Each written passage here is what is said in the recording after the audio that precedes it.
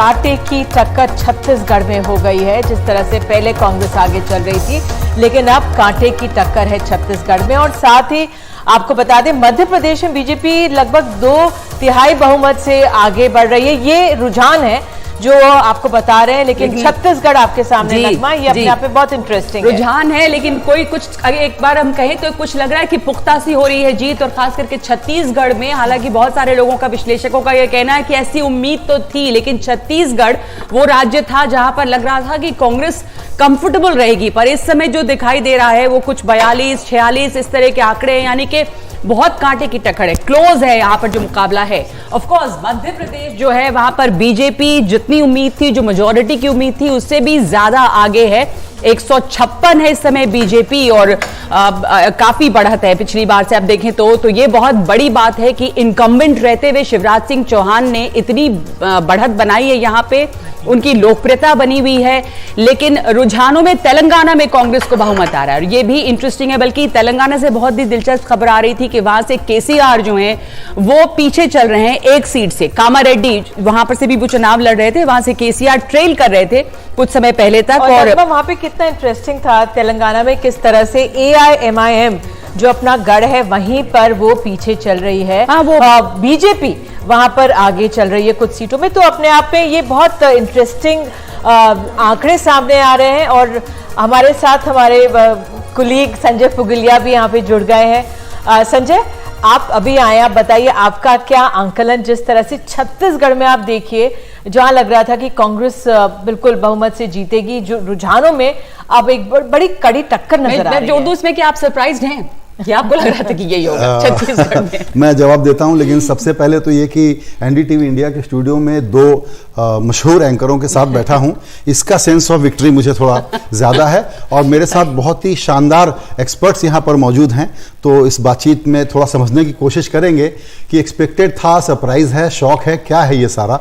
तो अगर एक क्विक व्यू लें तो मैं ये मानता हूं कि आज का दिन दरअसल बीजेपी के लिए प्लस का समाचार लेके आया है सब जगह। जिस तेलंगाना में बीजेपी की कोई गेम नहीं थी, वहां भी वो वोट बढ़ा रहे हैं। कांग्रेस पार्टी के बारे में मुझे कोई सरप्राइज इसलिए नहीं है कि जीती हुई बाजी को कैसे हारना, ये वो हर मौके पर किसी न किसी राज्य में, किसी चुनाव में साबित करती है। एमपी और राजस्थान उसके 2 बड़े एग्जाम्पल हैं। अभी छत्तीसगढ़ को थोड़ा हम और वॉच करेंगे। जहां तक सवाल छत्तीसगढ़ का है, उसमें ऐसा अभी जो ताज़ा नंबर आ गए हैं वो बता रहे हैं कि बीजेपी काफ़ी कवर कर रही है। अगर न भी जीते, बघेल रिपीट भी हो जाए, तो भी बीजेपी का वोट शेयर बढ़ रहा है। तो बीजेपी का प्लेबुक, मोदी का गैम्बल और उनके जो तरीके हैं कि ट्राइबल आउटरीच कैसे करना, और अचानक एमपी के लोकल चुनाव को नेशनल चुनाव बना देना, बहुत सारे बड़े नेताओं को, मंत्रियों को चुनाव में उतार करके, क्योंकि एक चुनाव जो थकान का था, एंटी इनकम्बेंसी चौथे टाइम के बारे में बात हो रही थी, उसको आपने अचानक नीचे के लेवल पर नेशनल लेवल जैसा फ्लेवर पैदा कर दिया, उसका शायद असर पड़ा। तो जो बहुत क्लोज कॉन्टेस्ट था, कांग्रेस के लिए जीतने के पूरे इंग्रेडिएंट्स थे। राजस्थान में पहली बार प्रो इनकम्बेंसी थी, उसके बावजूद ये लॉसेस क्यों हुए हैं कांग्रेस के लिए, और बीजेपी ने वहां क्यों गेन किया है, दरअसल हम मनीषा जी से, अविनाश जी से और संदीप जी से भी समझना चाहेंगे। फिलहाल मैं यहाँ रुकूं। बिल्कुल बिल्कुल, पर आपने बहुत अच्छा आकलन किया। और जैसा आपने कहा कि छत्तीसगढ़ में इस समय स्थिति बहुत क्लोज कॉन्टेस्ट है, 46, 42, और बीजेपी ने काफी वहां पर बढ़त की है। राजस्थान का मुकाबला भी बहुत इंटरेस्टिंग है।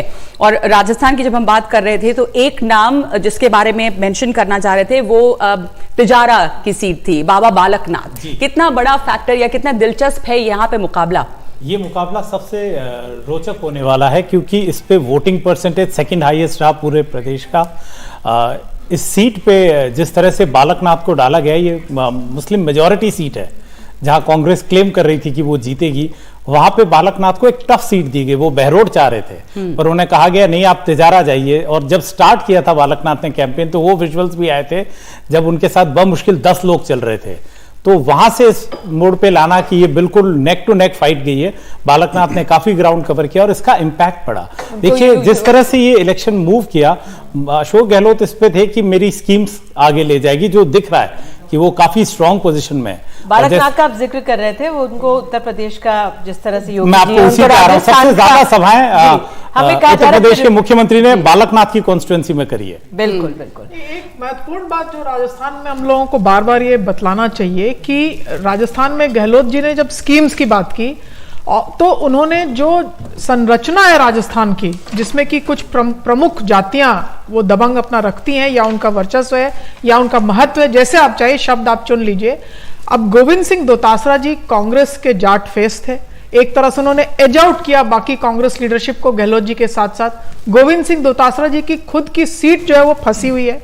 राजस्थान पब्लिक सर्विस कमीशन में आप देखिए इनके परिवार पर चार्जेस हैं, और वहीं आप देखिए कि जो जाटों को कहा जाता था कि भाजपा से नाराज है, सतीश पूनिया जी जमी हुई लड़ाई होने के बावजूद भी अब वो आगे निकल रहे हैं।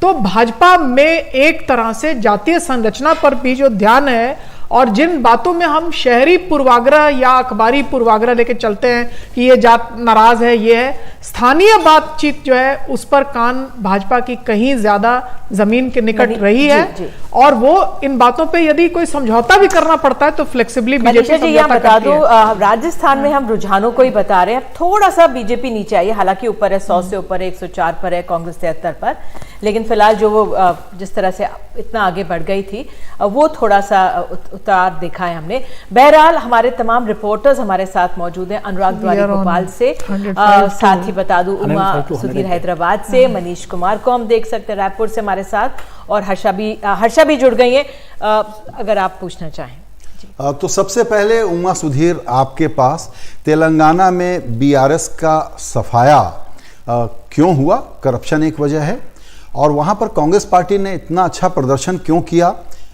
ये समझाइए। और तीसरी बात, क्या आप बता सकते हैं कि मुख्यमंत्री कौन होगा?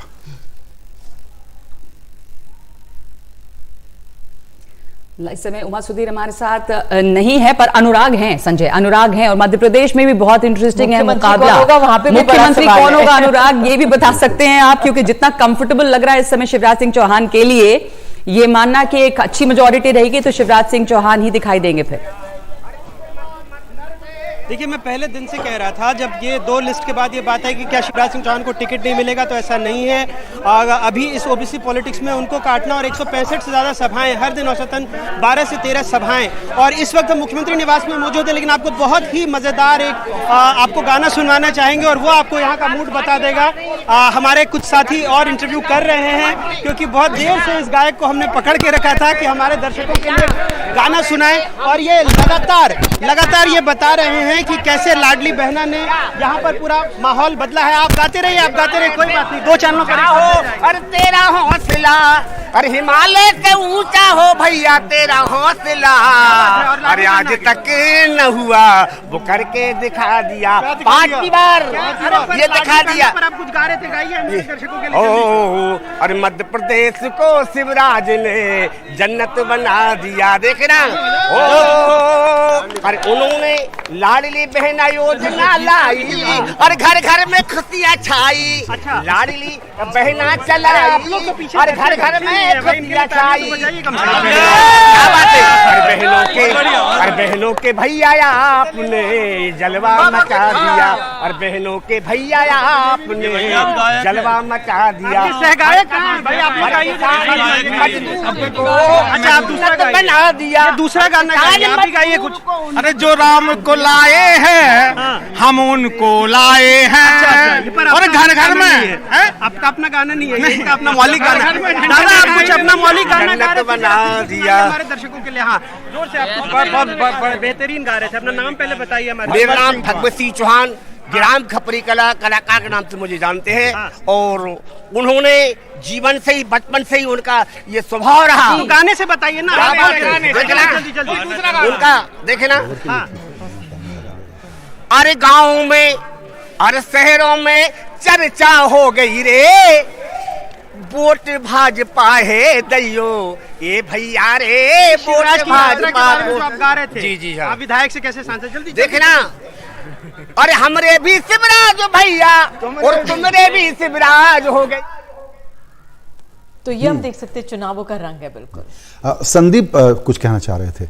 मैं जब आप राजस्थान की बात कर रहे थे और मैं पहले भी ये बात कह चुका हूं, ये बदलाव का रिवाज जो बात हम कहते आ रहे हैं वो एक परिणाम है और कारण नहीं है।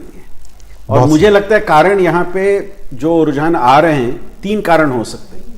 एक, बीजेपी ने जो रेनबो कोalition सोशल ग्रुप्स का तैयार किया और कांग्रेस का उसमें असफलता रहा, वो एक कारण हो सकता है। दूसरी बात, कांग्रेस में ये लीडरशिप का झगड़ा जो हुआ, पैचअप जो अंत में 5 महीनों में आपने करने की कोशिश की, लोगों तक वो पैचअप दिखा नहीं, उनको जमीन पे वो पैचअप दिखा नहीं। सो वो भी एक, और बीजेपी के केस में जो स्टेट लीडर्स के बीच में जो इनफाइटिंग थी, केंद्रीय लीडरशिप के कारण उस इनफाइटिंग उतनी दिखी नहीं। और तीसरी बात लगता है कि जो वेलफेयर स्कीम्स आपने लोगों को प्रॉमिस किया था 5 साल में, लोगों को क्या लगा ग्राउंड में उनको डिलीवर हो रहा है, उतना नहीं हुआ। सो इन तीनों कारणों को आप जोड़ के आप देखें तो ये 3 कारण होते हैं जो परिणाम हम आज बात कर रहे हैं, बदलाव का रिवाज, उसका कारण ये 3 फैक्टर्स मुझे लगता है। एक छोटी सी बात मैं जोड़ना चाहती हूँ। प्रधानमंत्री के अंत के रैलियों को यदि आप देखिए तो उन्होंने सीधे एक बात कही कि जितनी स्कीम्स चला रहे हैं अभी, ये हम चलाते रहेंगे। तो आप मोदी की गारंटी वर्सेस अशोक की गारंटी का जो लड़ाई थी, उसमें चुप्पी साध के आखिरी बाजी मोदी जी जो है वो, प्रधानमंत्री ने कहा वो भरोसा दे रहा है, मैं भी आपको दे रहा हूं। तो ये चयन लोगों ने अपना कर लिया। दूसरी बात देखिए, रेनबो सोशल कोalition की जो बात की जा रही है, मैं फिर से अब चिन्हित और नामित कर रही हूं कि गुजर के मत, जाट के मत, मीणा मत, सभी में बीजेपी ने सेंधमारी यदि कर ली तो फिर कांग्रेस क्या कर रही थी? प्रचार करना, तंत्र रखना और अपने बारे में प्रचार, इससे हाँ बिल्कुल। अविनाश देखिए, 40% के आसपास का वोट शेयर है, यानी कि दोनों अच्छा होल्ड कर रहे थे। कांग्रेस पार्टी के अंदरूनी जो झगड़े थे वो पूरे 5 साल हेडलाइन बनाते रहे हम लोग बैठ करके। हाईकमान टिकटें बदलती रहीं और वहीं पर बीजेपी अकोमोडेशन की पॉलिटिक्स कर रही थी। वसुंधरा को देंगे नहीं देंगे, उनके सारे समर्थकों को टिकट दे दिया। तो अकोमोडेशन की politics by BJP high command versus assertiveness की politics of Congress high command in a wrong way के कारण ये रिजल्ट है। बिल्कुल है, क्योंकि ये जितना भी करना चाहे, मतलब कांग्रेस के सीनियर कार्यकर्ता ने कहा कि the fate of Rajasthan will be decided by the ego of one man mister Ashok Gehlot. उन्होंने ये अपने ऊपर ले लिया था कि बस मैं ही लड़ूंगा। आप ये देखिए, उन्होंने काफी रिस्पेक्टेबल पोजीशन पे डाला, पर इस स्थिति में अगर वो सबको साथ लेते, कोर्स करेक्ट करते, उन्होंने एमएलएज नहीं बदली, ये उनकी सबसे बड़ी कमी रह गई और आप उसका परिणाम सामने देख रहे हैं। मैं मनीषा जी की बात को भी एको करूंगा कि कास्ट कॉम्बिनेशन नहीं बिठा पाए, गुजर लीडर्स, वो जो गुजर क्षेत्र था उसमें उनको इम्पैक्ट साफ दिख रहा है कि उनकी सीटें नहीं आ रही। एक टाइम तो ऐसा भी आया कि सचिन पायलट खुद पीछे हो गए। मैं उल्टा कह रहा हूं, मैं कह रहा हूं अशोक गहलोत ने रिवॉल्विंग डोर, जो संदीप जी ने जिक्र किया कि हर बार ऐसा होता है कि बदल जाता है, उस ट्रेंड को डिफाई करने के लिए सारे इंग्रेडिएंट इकट्ठा किए कि कांग्रेस की लीडरशिप के फैसलों के कारण जीती हुई बाजी हारे। देखिए, आप कह रहे हैं इंग्रेडिएंट पैदा किए, मुझे इसमें थोड़ा सा दिख रहा है। मैं संजय सर हमेशा कहता हूं कि हमारी पॉलिटिक्स इस बार बिल्कुल उल्टी गई है। कांग्रेस अभी तक चेहरे पे चुनाव नहीं लड़ती थी, वो सामूहिक नेतृत्व होता था। आप देखिए, मेवाड़ में सीपी जोशी को एक लीड दी जाती थी कि आप अपने लोग लाइए। अगर हम शेखावटी की बात करें तो Govind Dotasra, sorry to interrupt, यहां पर चेहरा अशोक गहलोत उनके नाम पर नहीं लड़ती थी तो ये रिजल्ट आया। आप कह रहे हैं कि नहीं लड़ते तो अच्छा होता, वहां तो बघेल के नाम पर लड़कर के जीत रहे हैं ना। पर देखिए, स्टेट टू स्टेट अलग होता है, हमारे स्टेट में वो रिवाज नहीं रहा। आप देखिए 99, 95 हमेशा हम क्लोज आते थे, सब अपना जोर लगाते और अशोक गहलोत उसको मैनेज करके ऊपर निकल जाते। ये हमारी परिपाटी रही है, सब लोगों को एक एस्पिरेशन दिखती है। आप बीजेपी का देखिए, उन्होंने चेहरा आगे नहीं किया पर time to time course correct करते रहे। पहली लिस्ट में वसुंधरा जी का कोई कैंडिडेट नहीं, एक रिबेलियन दिखा, बाकियों को लगा हमारा चांस है। उसके बाद वसुंधरा राजे को एकोमोडेट करना, और लास्ट जो बड़ी रैली प्राइम मिनिस्टर ने की उसमें उन्होंने वसुंधरा राजे के क्षेत्र में अंताबारा में जाके करी, दुष्यंत का नाम लिया, स्टेप बाय स्टेप मूव करे वो, और उन्होंने वो दिया और उन्होंने 8 या 9 नेताओं में एक एस्पिरेशन डाल दी कि तुम भी आ सकते हो। तो उन्होंने भी जोर लगाया कि हमारा जो व्यक्ति जीत सकता है अंदर आइए। ऐसा 93 में हुआ था सर, कि कांग्रेस के 5 नेता लग गए थे, इकलौते भैरव सिंह जी सामने थे। जो अविनाश जी कह रहे हैं और जो संजय पूछने की कोशिश कर रहे हैं ये कि क्या ये अशोक गहलोत ने पूरी कोशिश की, एक तरह से कहें तो प्रो इनकम्बेंसी की बात एक होती रही, उनकी तमाम वेलफेयर स्कीम्स और वो सब, लेकिन जो सेंट्रल लीडरशिप है उसकी जो गलत तरीके की अग्रेसिवनेस दिखी यहां पर, उसकी वजह से यह नतीजा दिख रहा है जहां पे अब कांग्रेस वो कर नहीं पा रही है जो बीजेपी मध्य प्रदेश में कर रही है।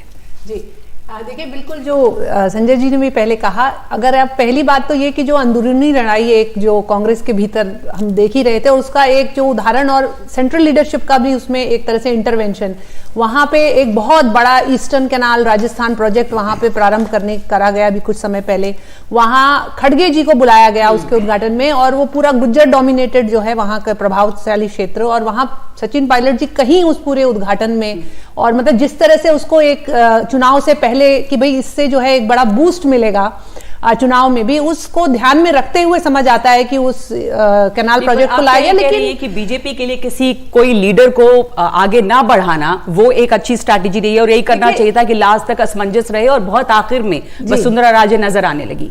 देखिए, एक जो अंदरूनी जो एक जिसे कहते हैं कि आपस में नेताओं का आपस में दबाव रहता है, ये हर राजनीतिक दल में रहता है, लेकिन एक जो अनुशासन है वो अनुशासन के भीतर रहकर एक राजनीतिक दल उसे कर पाता है, दूसरा उसे नहीं कर पाता। सड़क पे जैसे पब्लिक वाली बात है। ऑर्गेनाइजेशन के लिए ईगो को छोड़ दो, हालांकि ऐसा नहीं है कि बीजेपी में ईगोइस्ट नेता नहीं होते होंगे, लेकिन दूसरी पार्टियां ये है कि ईगो के लिए खुद हार जाओ। मैं इसी में मनीषा जी मैं ऐड करना चाहूंगी संजय की बात में, जो बीजेपी ने जिस तरह से अपनी स्ट्रैटेजी बदली जब प्रधानमंत्री गए, अविनाश आप भी बता सकते हैं, जो जनगणना की बात कर रहे थे उसका एक कार्ड प्रधानमंत्री ने अपनी स्पीच में दिया कि मेरे लिए तो सिर्फ 4 जातियां हैं, गरीब, यूथ, विमेन और किसान। क्या वो एक मैसेजिंग है? मुझे लगता है 2024 के लिए वो मैसेजिंग दे रहे हैं कि आप बात करिए, और शायद वो चला या नहीं, क्योंकि आप लोग सुबह से देख रहे हैं इस फैक्टर को।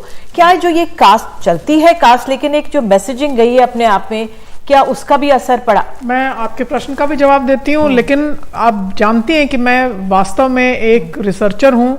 21 अक्टूबर 2023 के जो मेरे नोट्स हैं राजस्थान के, उनमें किन सीटों पे बीजेपी के खेमे में बगावत हो रही है, लंबी लिस्ट है वो। चित्तौड़गढ़, पीलीभंगा, उदयपुर, बूंदी, बीकानेर, सांचौर, मतलब लंबी लिस्ट है। तो आप देखिए कि रेबल इतना था कि हम लोग देख रहे थे नाराजगी, बीजेपी हारेगी तो रिवोल्ट के कारण है। रिवोल्ट पूरा, और यही नहीं, जो आज नेतृत्व आप देख रहे हैं वहां हर लगभग वहां जिन जर्नलिस्ट के साथ में बात करती थी बताते थे कि अभी एक ही फैक्टर है हमारा, रानी रूठी तो नहीं है। लेकिन यह भी बात थी कि जितने दिन तक रानी नहीं रही राज में, सतीश पूनिया जी ने दामन संभाले रखा, और जिन दोनों में बिल्कुल बनती पड़ती नहीं थी, टिकट बढ़ते बढ़ते तक दोनों आपस में बातचीत करने लगे, सामंजस्य स्थापित हुआ। छत्तीसगढ़ में बीजेपी अब कांग्रेस से आगे आ गई है, ये हम आंकड़े दिखा सकते हैं। 47 बड़ा की बात कर रहे हैं हम लोग, और ये बहुत बड़ी खबर है। और बहुमत का जो आंकड़ा है उसके नीचे है अब कांग्रेस, जबकि छत्तीसगढ़ एक राज्य था जहां पर कहा जा रहा था कि किसी भी तरह से निश्चित कांग्रेस की जीत होगी, और ये एक्चुअली ये ट्रेंड होल्ड करता है, तो ये आज का सबसे बड़ा शॉकर है, क्योंकि मिजोरम की गिनती तो आज हो नहीं रही है। तो अभी तक हम जो बात कर रहे थे संदीप जी, उसमें हेडलाइन बनती शायद मैच ड्रॉ हो गया, 2 बीजेपी 2 दूसरे, कुछ इस तरह का बनता। लेकिन अगर छत्तीसगढ़ में बीजेपी का यह आंकड़ा होल्ड करता है, और अभी बदल सकता है, लेकिन थोड़ा सा अगर यह समझने की कोशिश करें कि कांग्रेस और बीजेपी जहां आमने सामने मुकाबले में है, वहां बीजेपी भारी है, कांग्रेस को चैलेंज है। कांग्रेस ने सिर्फ एक गेन किया है कि तेलंगाना में एक रीजनल पार्टी को हराने का काम उसने कर लिया है। कांग्रेस का फ्यूचर क्या है इस रिजल्ट पे? यहां पे 2 बात मैं कहना चाहूंगा। एक, अगर छत्तीसगढ़ में जो अभी बदलते ट्रेंड हम देख रहे हैं, तब जैसे आपने कहा जहां सीधी मुकाबला बिटवीन कांग्रेस एंड बीजेपी है, वहां पे इस राउंड में तो सब बीजेपी जीत रही है। दूसरी बात जो आपने दक्षिण भारत की और तेलंगाना की, मुझे लगता है तेलंगाना में क्या हुआ है, वोटर रूलिंग पार्टी को हराना चाहते थे, काफी कारण से, वो कारण अलग डिस्कस कर सकते हैं। अगर रूलिंग पार्टी को हराना है, हमें वोट किसे देना है? ऑप्शंस थे कांग्रेस और बीजेपी, एंड उन ऑप्शंस में कांग्रेस का इंसिडेंटल बेनिफिशियरी है, कोई कांग्रेस की स्ट्रेटजी नहीं है, आप ये तो नहीं कह रहे? वो मैं नहीं कहूंगा। कर्नाटका विक्ट्री के बाद उनको लगा कि तेलंगाना में भी कर सकते हैं, बट फैक्टर ये रहा कि सरकार के विरुद्ध जब लोगों में एक गुस्सा थी जिसको उन्होंने इस रूप में एक्सप्रेस किया। और एक तरह से एक छोटा, मैं एक समस्या पैदा नहीं कर रहा हूं, पर एक छोटा उत्तर भारत दक्षिण भारत फर्क अभी शुरू हो रहा है इधर। और ज्यादा दक्षिण भारत में जिस तरह से कर्नाटका में शुरू हुआ और अब तेलंगाना में फर्क पैदा नहीं कर रहे सर। ये इंपॉर्टेंट टॉपिक है समझने के लिए मनीषा जी, जो संदीप कह रहे हैं। नंबर एक, कांग्रेस का फ्यूचर वो निर्धारित होगा उत्तर भारत में, न कि साउथ में। माना कि साउथ में कर्नाटक में जीत गए, तेलंगाना में जीत गए, केरल मिल सकता है, बावजूद उसके अगर हम लोकसभा के संदर्भ में ही तो ये सारा डिस्कशन कर रहे हैं, तो ये नॉर्थ साउथ की कांग्रेस की सफलता को देख करके कांग्रेस मिसलीड हो सकती है, खुद गलत मैसेज रीड कर सकती है। ये मेरा प्रपोजिशन है। नहीं, मैं तो अभी एक प्रश्न इनका था, उसका जवाब भी देती हूं। कांग्रेस मिसरीड कर चुकी है। कास्ट सेंसस की बात मध्य प्रदेश में भी की गई, राजस्थान में भी आश्वासन दिया गया। तो इतना ज्यादा वेलफेयर जो चिरंजीव में 50 लाख, मैं तो सोची थी जयपुर में अब एक फ्लैट खरीद लूं, कम से कम हेल्थ बुढ़ापे में देखा जाएगा। तो ना कास्ट सेंसस ना फ्रीबीज, दोनों थके। आप देखिए लीडरशिप भी छत्तीसगढ़ में या राजस्थान में देखिए तो जो जिनको ओबीसी कहते हैं, मध्य की जातियां, उनके पास है कांग्रेस का। तो कांग्रेस के कार्ड्स जो हैं वो एक तरह से उन्होंने पटकथा जो लिखी 2024 के लिए, वो पटकथा भी फेल हो गई। चुनाव हारना तो एक चीज है, आपके पास अगर पटकथा रहेगी तो आप नया फिल्म बना सकते हैं। मुझे यह समझ में नहीं आता है कि सबसे बड़ा उनका इक्का जो था वो भी चल दिया, और वो अगर हिंदी भाषी क्षेत्रों में नहीं चलेगा तो विंध्य के दक्षिण में आप कुछ भी कर लीजिए, बहुत अच्छी बात है, बधाई। वो भी भारत, हम भी भारत, हम एक हैं। और एक तरह से विंध्य के ऊपर छलांग लगाने वाली जो स्क्रिप्ट है वो आपके पास अब रह नहीं जाती है। बिहार में मंडल मंडल वो करते रहेंगे, वो मंडल कांग्रेस का मंडल है नहीं। दरअसल ठीक, ये बहुत इंपॉर्टेंट पॉलिटिकल ट्रेंड पिछले दिनों में हमने देखा और इस पे थोड़ी क्लैरिटी आ रही है। आप बताएं, मुझे लग रहा है बीजेपी इस रिजल्ट के बाद दरअसल आज एक लंबी सांस लेगी, प्राणायाम करेगी। वो इसलिए कि चुनाव के ठीक पहले ओबीसी वाले मुद्दे को लेकर के बीजेपी दबाव में आई और प्रो ओबीसी साउंड करने के लिए उसने एक्सरसाइजेस शुरू की। ऐसा हमको लगता था कि इस चुनाव के बाद जोर से कास्ट सेंसस की बात, ओबीसी की पॉलिटिक्स की बात बीजेपी करेगी। बीजेपी ओबीसी पॉलिटिक्स की बात करेगी, पिछड़ा पार्टी बनने का और प्रयास करेगी, लेकिन अब कास्ट सेंसस को डंप कर देगी। क्या हम एक स्पेकुलेटिव हेडलाइन आपसे पूछ करके दे सकते हैं कि बीजेपी कास्ट सेंसस को अब डंप करेगी, वो दबाव में नहीं आने वाली? संजय जी, बिल्कुल अभी जैसे मनीषा जी ने भी कहा, जो एक पूरा एक जो कांग्रेस ने, हालांकि जो उनकी एक इतिहास रहा, पहले राजीव गांधी जी ने कितना विरोध किया जब उस समय मंडल कमीशन जो है वीपी सिंह लेके आए थे, और उसकी एक अलग राजनीति थी, वो क्यों लाए मंडल कमीशन, लेकिन उसको अब दोबारा से उभार कर उस पिच पर खेलने का जो कांग्रेस ने प्रयास किया, उसमें उन्हें कहीं सफलता दिखाई नहीं दे रही है। और उसको लेकर जरूर दबाव था, भारतीय जनता पार्टी के ऊपर भी जब दबाव था, लेकिन अब जिस तरह के नतीजे सामने आ रहे हैं उससे ये दिख रहा है कि जो विकास की बात बार बार प्रधानमंत्री ने कही है और कहा है कि मेरे लिए विकास, युवा का विकास, गरीब का विकास, ये जो बात है इसको एक रेजोनेंस मिल रही है।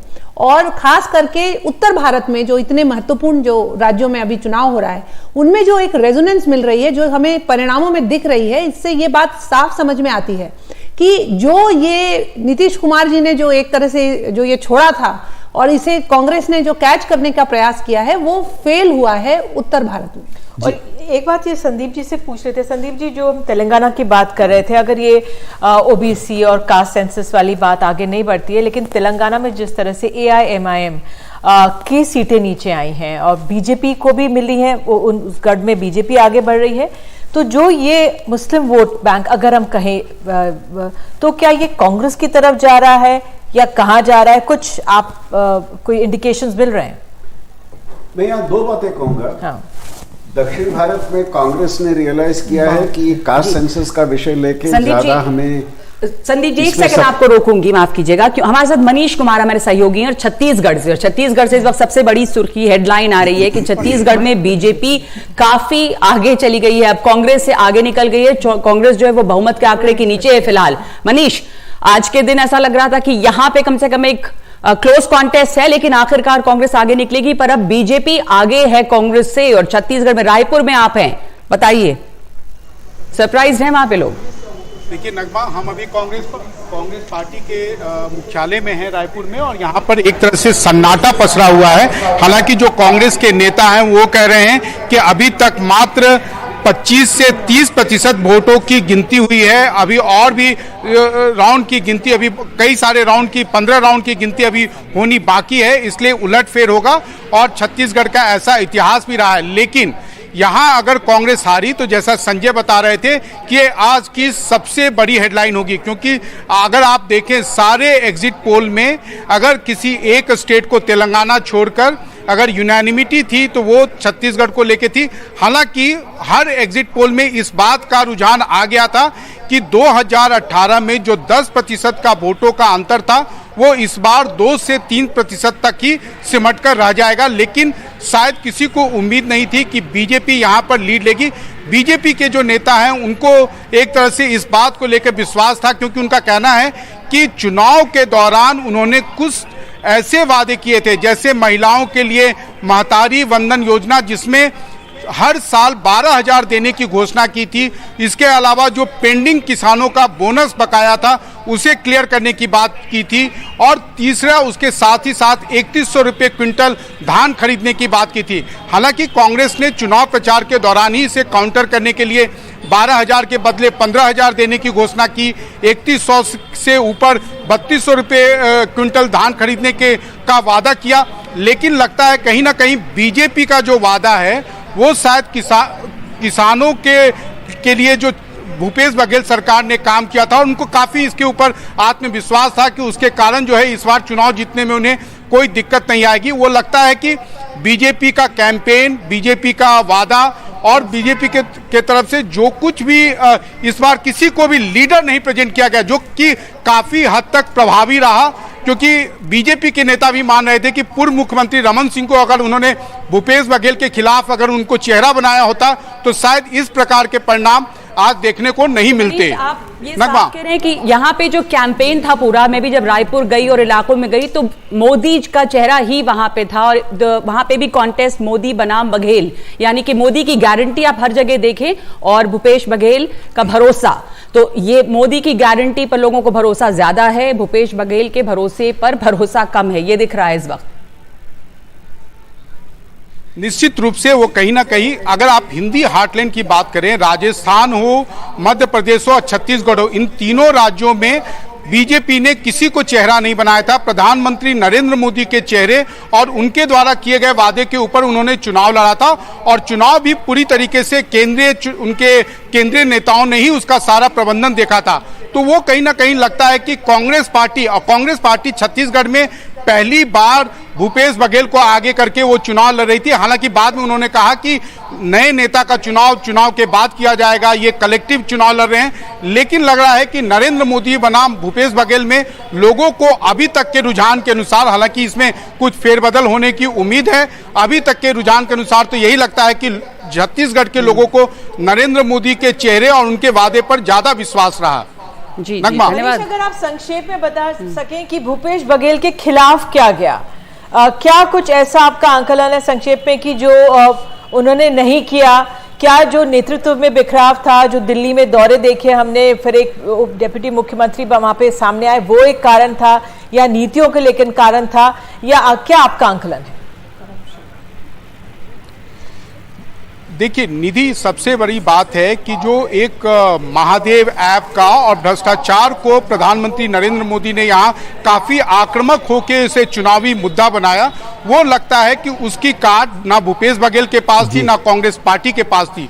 दूसरी बात यह है कि कांग्रेस पार्टी छत्तीसगढ़ में एक कलेक्टिव चुनाव नहीं लड़ रही थी। वो सारा कुछ जो था, जिस प्रकार राजस्थान में सारा दारोमदार अशोक गहलोत के ऊपर था, उसी तरीके से लग रहा था कि ये भूपेश बघेल ही कांग्रेस पार्टी में एकमात्र नेता हैं और जो अन्य नेता थे वो कहीं ना कहीं उपेक्षित थे। हालांकि बाद में उनको मेन स्ट्रीम में लाने की कोशिश की, लेकिन लगता है कि उस समय तक काफी देर हो चुका था। निधि, तो अभी जो ट्रेंड होल्ड कर रहे हैं, अगर यही रहते हैं मनीष, तो बात यह हुई कि कांग्रेस ओवर कॉन्फिडेंट थी। करप्शन का मुद्दा दरअसल ग्राउंड पे कांग्रेस के खिलाफ था, जिसको मोदी कैंपेन ने जोर से एक्सप्लॉइट किया, और मुख्यमंत्री प्रोजेक्ट करना या न करना ये बेमानी था, क्योंकि मोदी के चेहरे पर चुनाव लड़ा गया। तो कांग्रेस के लिए आज इतनी सारी बुरी खबरों को अगर हम थोड़ा सा जूम आउट करें, और संदीप जी अपनी कुछ बात कह रहे थे उससे जोड़ने की कोशिश करें, कि आज की फिर हेडलाइन ये बनी कि कांग्रेस रिवाइव होगी कि नहीं होगी। इस चुनाव को हम इसलिए ही तो वॉच कर रहे थे 2024 के पहले। तो कांग्रेस के लिए आज शाम तक होते होते क्या हेडलाइन निकल रही है? तेलंगाना विक्ट्री के लिए उनको बहुत बधाई दे देते हैं, उसके बाद बताइए। अगर जैसे मनीषा जी ने कहा, कांग्रेस सोचती है कि आज जो होगा और पिछले कई हफ्तों में जो हुआ है वो जो 2024 का संकेत है, तो एक बहुत गलत फैसला ले रहे हैं। आज का, मैं सुबह से ये कह रहा हूं, आज का ये सेमीफाइनल नहीं है, और सेमीफाइनल हो तो भी पिछले वर्ल्ड कप में देखा कोई सेमीफाइनल फाइनल का एक नतीजा हमें देता नहीं है। ये असेंबली इलेक्शंस में एक बहुत ही इंपॉर्टेंट इलेक्शन रहेगा, बट अगले साल जब देश में लोकसभा इलेक्शन होगा, उस चुनाव में जिन विषयों के आधार पर लोग वोट डालेंगे बहुत ही अलग होंगे। बिल्कुल। असेंबली इलेक्शंस में local issues, local leadership, local factor बहुत ही इंपॉर्टेंट रहता है। बिल्कुल। तो जिन लोगों का मनीषा जी आग्रह हो सकता था कि इस चुनाव में अगर बीजेपी के बारे में नेगेटिव खबर आई तो हम यही कहेंगे कि इसको एक्स्ट्रापोलेट करते हैं, 2024 में चुनौती है, मुकाबला है, वगैरह वगैरह। अब तो कांग्रेस भी नहीं कहेगी कि इस चुनाव के मैंडेट को किसी भी तरीके से 24 के लिए एक्स्ट्रापोलेट किया जाए। देखिए, मैं थोड़ा सा यहाँ मेरा मतभेद है कि क्रिकेट या कोई फुटबॉल, इसको राजनीति से सीधा सीधा इसका जोड़ नहीं करना चाहिए, और राजनीतिक संवाद में एक निरंतरता होती है। ऊधो मन न भय 10-20, ऐसा वो वोटर नहीं है कि आज वो देख रहा है कि कांग्रेस ने बिल्कुल खोल दिया खजाना, उसके बावजूद भी अगर उसने अपना मत वहां नहीं डाला है, तो उसके विवेक को अगर हम देखें और उसके विवेक में एक निरंतरता की प्रक्रिया रहती है, तो मैं आपसे ये सवाल पूछती हूं कि आखिर कुछ वैसे मुद्दे उठाए गए कि नहीं जो 2024 में भी उठाए जाएंगे। तो मुझे लगता है हाँ, कांग्रेस और इंडिया अलायंस का जो सबसे बड़ा कार्ड था, मैंने पहले भी कहा, जातिगत मतगणना। अशोक गहलोत जी को पता नहीं था कि जातिगत मतगणना के आधार से चिरंजीव स्कीम बांटी जानी थी या उसमें यूनिवर्सलिज्म थी, कोई लेना देना नहीं था स्कीम से और सेंसस से। लेकिन चूंकि कहा गया तो उन्होंने मुंह पुरावन के लिए कह दिया, लोगों ने भी समझ लिया कि ये कह रहे हैं, इसका मतलब हमारी जीवन यापन से क्या है, इससे कोई लेना देना नहीं है। एक बात और भी स्पष्ट हुई, और मैं यहां भाजपा का समर्थन नहीं कर रही हूं। देखिए, 500 रुपए में सिलेंडर मिलेगा, यह दाम तो कई राज्यों के चुनाव ने तय कर दिया। तो 2024 में निरंतरता कुछ बातों की होगी, और गरीब के जीवन यापन की बात जो है वो अहम रहेगी उस चुनाव में। महिलाओं का कल्याण वास्तव में गृह व्यवस्था का कल्याण है। महिला के लिए सबसे बड़ी दिक्कत की बात यह है कि कम पैसा, आखिर मैं अपनी गृहस्थी चलाऊं कैसे। 1000-1100 रुपए का सिलेंडर 500 रुपए में मिलता है, तो बाकी पैसे में अपने बच्चों का पेट वो भर सकती है। इसके अलावा मैं ये मानती हूं कि इस तरह से आखिर में आके और कल्याणकारी स्कीम, आप देखिए छत्तीसगढ़ में नरवा घुरवा से लेके राम वन गमन पथ और MSP पे तो की बोली लग रही है। ये सारी बातें सुन के भी अगर लोगों ने उधर नहीं अपना रुझान दिया, तो मेरे हिसाब से पहले की तरह करप्शन एक महत्वपूर्ण मुद्दा बन के रहेगा, और करप्शन के चार्जेस जो हैं वो लगाए जाएंगे, और उस पर जनता जो अपना मत बना रही है कि आखिर कौन करप्ट है। तो मेरे हिसाब से पॉलिटिकल नैरेटिव जो है 2023 के इन राज्यवार चुनावों में काफी बातें कही गई हैं। इनमें अन्य मुद्दे प्रधानमंत्री मोदी जोड़ेंगे, क्योंकि वो अपनी सरकार को डिफेंड करेंगे, डिफेंस के पिच पे उतरेंगे, लेकिन ये एक सेमीफाइनल तो है। बिल्कुल। एक चुनाव, इस चुनाव को हम लोग इसलिए भी देख रहे थे कि ये जो कॉम्पिटिटिव पॉलिटिक्स अराउंड DBT है, और उसमें अविनाश एक क्विक पॉइंट आपसे लेकर के मैं संदीप के पास जाना चाहूंगा। वो ये कि बीजेपी ने कहा जन कल्याण योजना, उसके जवाब में कांग्रेस पार्टी या दूसरी विपक्षी पार्टियां लेकर के आई गारंटी कि हम बिल्कुल आपको दे देंगे, जिस पर बीजेपी ने एतराज किया कि आप रेवड़ी मत बांटो। तो अपोजिशन ने कहा कि आपकी जो आप जिसको रेवड़ी कहते हो आप भी तो वही करते हो, आप खाली उसको नाम बदल देते हो, उसको आप अपनी जन कल्याण योजना बोल देते हो। तो ये जो डीबीटी का लाभार्थी की पॉलिटिक्स का सेक्युलराइजेशन करने की कोशिश कर रहा था विपक्ष, प्रॉब्लम यह है कि आप नकल भी कर लो, उससे ज्यादा एग्रेसिव स्कीम भी ले आओ, तो भी लोग बीजेपी को ही पसंद कर रहे हैं। अगर मैं अपना वोट सिर्फ ट्रांजैक्शनल वोटर के रूप में इन्हीं कल्याण योजनाओं के कारण देना चाहता हूं तो बीजेपी पर भरोसा ज्यादा है। ये साफ दिखा। और आपने ये जो लाभार्थी वाली बात कही, हम यहीं पे एनडीटीवी में काफी बार बोलते रहे हैं कि पूरा जो मॉडल अशोक गहलोत ने तैयार कर दिया था, ऐसा लगा कि सब कुछ लाभार्थी के लिए हो रहा है। तो एक बड़ा वर्ग जो मिडिल क्लास था, जिसको सिक्योरिटी चाहिए, जिसको एमिनिटीज चाहिए, उसको ये लग रहा था कि लगता है हम छटक गए कि या तो ये सिर्फ सरकारी कर्मचारी की सरकार है या ये लाभार्थी की सरकार है। उस पर वो जो भारतीय जनता पार्टी का जो स्कीम था और मोदी की गारंटी जिसे वो कह रहे हैं, वो कई लोगों को अपील कर गई कि नहीं, यहां ट्रांजैक्शनल नहीं होगा और यहां एक पर्टिकुलर क्लास पर नहीं जाएगा। एक बात संजय सर और बोरो करूंगा, जो आपने देखा छत्तीसगढ़ का हम देख रहे हैं, भारतीय जनता पार्टी आ गई, राजस्थान में भी ले ली, कहीं ऐसा लग रहा है कि एक फेस को आगे करना कांग्रेस को सूट नहीं करता। जो हम बात कर रहे थे कि कांग्रेस को लगता है कि सबको साथ लाओ फिर एक मैनेजर ऊपर निकल जाए, उससे उनकी राजनीति बनती है। दोनों प्रदेशों में एक चेहरा आगे था और उसके नतीजे सामने दिख रहे हैं। और जन कल्याणकारी योजनाओं की बात कर रहे थे तो मनीषा जी ने, मैं आपको रोकना चाहूंगी, मुझे लगातार काफी देर से कहा जा रहा है ब्रेक लेने के लिए। वाकई में जो आपने एक महत्वपूर्ण पॉइंट ये बोला, किस तरह से किसी चेहरे को आगे करना, ये शायद ब्रेक के पहले ये बता देना जरूरी है, क्योंकि थोड़ी देर पहले जब ये कमलनाथ ट्रेल कर रहे थे तो हमने कहा था कि वो पीछे हो गए हैं, अब कमलनाथ आगे हैं, फिर बड़ी हेडलाइन है ये। एक अच्छी खबर या कहें कि कॉन्सोलेशन प्राइज संजय है कांग्रेस के लिए, जो कि तेलंगाना से आ रही है और बाकी 3 राज्यों में ऐसा लग रहा है कि बीजेपी अब बिल्कुल कंफर्टेबल है। उमा हमारे साथ जुड़ी हैं तेलंगाना की खबर में, ये दिख रहा है कि कांग्रेस के लिए जो अच्छी खबर आएगी वो वहीं से उमा, और कोई उलटफेर वहां पर होता ज्यादा नजर नहीं आ रहा है, ये एक्सपेक्टेड लाइंस पे है। देखिए ही रहा था कि लोग यहाँ पे बदलाव चाहते हैं और उस बदलाव का ही नतीजा है कि केसीआर के मंत्रिमंडल में आधे से ज्यादा जो मंत्री हैं वो ट्रेल कर रहे हैं। कांग्रेस ने इस ये जो मेंटल स्टेट है या जो मनस्थिति है यहाँ के वोटर्स की, उसको अच्छी तरह से एक्सप्लॉइट किया और कर्नाटका के मोमेंटम के बाद उन्होंने उस सेंटिमेंट को एक्सप्लॉइट करते हुए वो कैंपेन उन्होंने अच्छी तरह की। यही रीज़न लग रहा है कि यहाँ पे कांग्रेस बीआरएस से काफ़ी आगे चल रहा है। ऐसा लग रहा है कि वो कॉन्फिडेंटली यहाँ पे कह सकते हैं कि वो अपना गवर्नमेंट यहाँ पर बनाएंगे। इसमें एक बहुत अहम एक डेवलपमेंट भी है, जो एंटी इनकम्बेंसी वोट है वो बहुत क्लियरली कांग्रेस और बीजेपी के बीच बटा हुआ है। और यही वजह है कि बीजेपी का जो सीट्स हैं वो जहाँ पे लीड कर रहे हैं, वो अगर आप देखें तो एमआईएम का जो गढ़ था उस एरियाज में उनको काफ़ी लीड मिल रहा है, जैसे बहादुरपुरा है, चारमीनार है, कारवां है, गोशा महल वैसे भी उन्हीं के पास था। और इसके अलावा निज़ामाबाद अर्बन, निज़ामाबाद रूरल और आरमूर, ये ऐसे इलाके हैं जहाँ पे मुसलमानों की काफ़ी परसेंटेज में उनकी पॉपुलेशन है, 40% तक बताई जाती है। उन एरियाज में भी भाजपा लीड कर रही है। जी, बहुत ही दिलचस्प है ये। यही संदीप जी हम बात कर रहे थे, कैसे आप देख रहे हैं इस ट्रेंड को जो तेलंगाना से सामने आया है कि जो एमआईएम के गढ़ थे वहां पर बीजेपी कुछ उन सीट्स में आगे चल रही।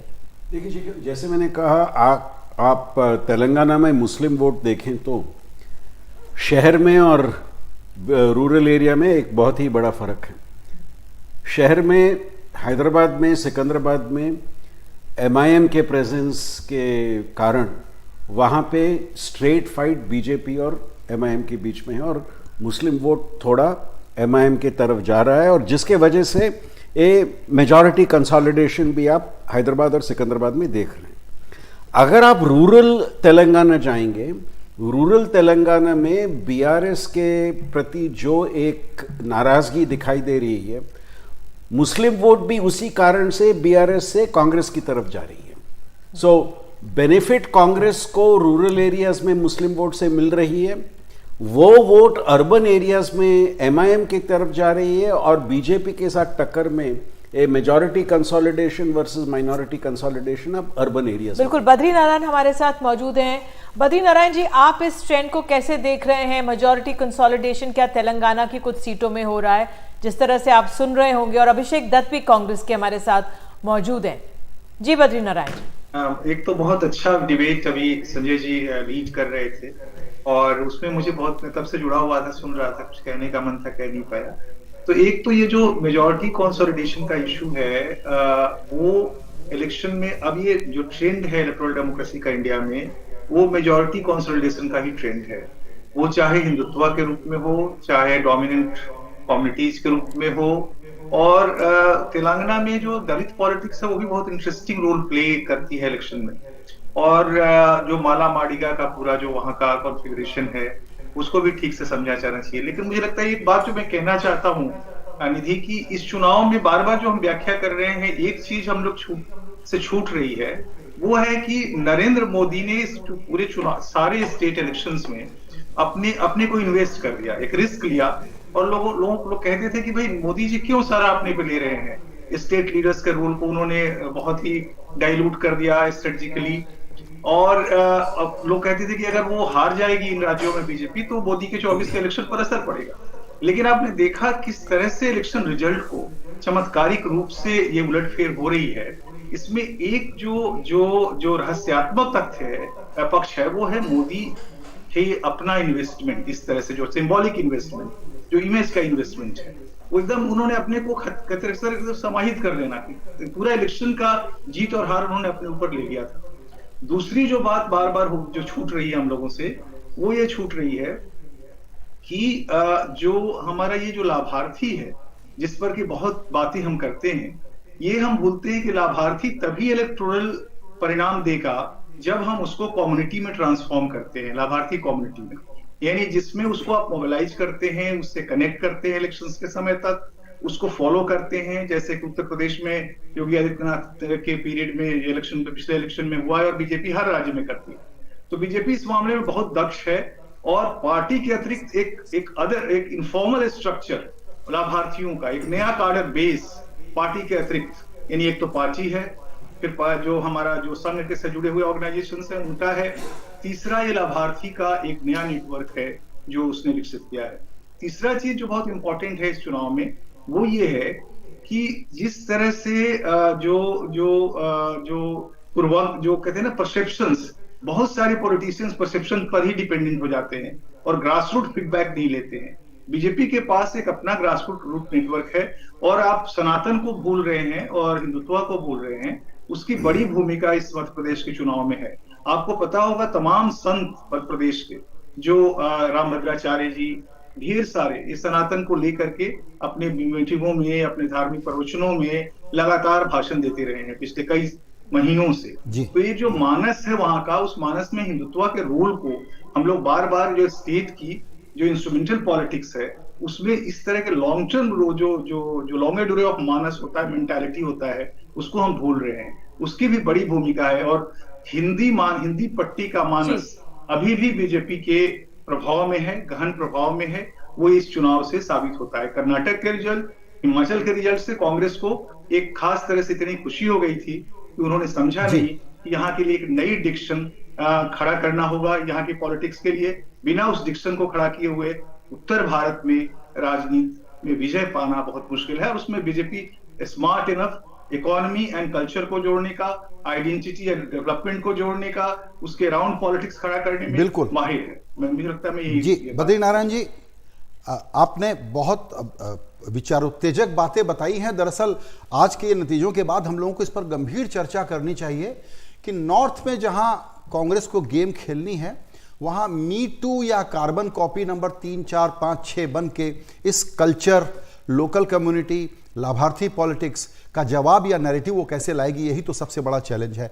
Coming back to, by the way, Telangana पर आने के पहले बद्री नारायण जी, इस पैनल में आज आप हमारे साथ हैं, इसलिए निजी तौर पर मैं बड़ा गौरवान्वित महसूस कर रहा हूं। बहुत शुक्रिया एनडीटीवी में लगातार आते रहने के लिए।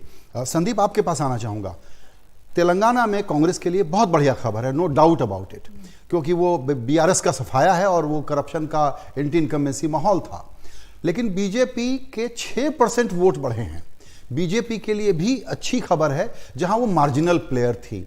इसको अगर मैं यूं सिर्फ थोड़ा सा इंटरप्रिटेशन करना चाहूं कि तेलंगाना लोकसभा के संदर्भ में बीजेपी के लिए शुभ समाचार लेके आ रही है। पिछले बार भी आपने देखा होगा कि असेंबली इलेक्शन में तेलंगाना में बीजेपी में उतना अच्छा नहीं किया, लोकसभा इलेक्शन में पार्टी ने थोड़े सीट जीते। सो अगले साल जब लोकसभा चुनाव होगा तेलंगाना में, मुझे लगता है कि एक direct fight between Congress and BJP रहेगा इस चुनाव में, क्योंकि बीआरएस को इस डिफीट के बाद रिकवर करना उतना आसान नहीं होगा अगले साल। सो अगले साल जिस तरह का कॉन्टेस्ट कांग्रेस और बीजेपी के बीच होगा, वो मुझे लगता है इस चुनाव में ही, असेंबली चुनाव में ही बीजेपी की एक स्ट्रैटेजी रही होगी। तो हमारे साथ अभिषेक दत्त मौजूद है, कांग्रेस के नेता। अभिषेक, बड़ा झटका लगा है तेलंगाना में, आप जिस तरह से रुझानों में आगे बढ़ रहे हैं उसके लिए बधाई, लेकिन राजस्थान, मध्य प्रदेश और छत्तीसगढ़ में झटका है ये। देखिए, मुझे लगता है कि छत्तीसगढ़ के लिए बहुत जल्दी है कुछ भी कहना, और जैसे जैसे आगे के राउंड्स खुलेंगे छत्तीसगढ़ में कांग्रेस पार्टी की सरकार डेफिनेटली बनेगी। तेलंगाना एक बहुत अच्छी कांग्रेस ने लड़ाई लड़ी और जीते भी, और जिस तरीके से वहाँ की रीजनल पार्टीज एक्सपोज हुई हैं इस पूरे इलेक्शन में, मुझे लगता है कहीं ना कहीं आने वाले समय में पार्टीज लाइक AIM, जो तेलंगाना में मात्र 9 सीटों पर लड़ती है और यूपी में, बिहार में 90 और 50 सीटों पर लड़ती है, कहीं ना कहीं ये सामने एक्सपोज हो रही है कि कहीं ये सारी पार्टीज भारतीय जनता पार्टी की मदद करती हैं। मैंने सुना आपके टीवी की डिबेट में अभी, ऐसा नहीं है कि कांग्रेस और भारतीय जनता पार्टी की पहले ओपन की क्लियर लड़ाई है। इससे पहले कर्नाटका में भी कांग्रेस का सीधा सीधा मुकाबला भारतीय जनता पार्टी के साथ था, हिमाचल प्रदेश में भी सीधा सीधा मुकाबला भारतीय जनता पार्टी के साथ था, और दोनों जगह पे कांग्रेस ने कन्विंसिंगली विक्ट्री ली है। जिस तरीके से कर्नाटका में JDS, जो कि कांग्रेस के विरोध में जाके चुनाव लड़ती है, भारतीय जनता पार्टी की मदद करती है, अब इलेक्शन के बाद में बीजेपी के साथ खड़ी दिखाई देती है। मैं दावे से कह सकता हूं तेलंगाना में भी BRS और AIM officially Bharatiya Janata party के साथ आपको खड़े हुए दिखाई देंगे।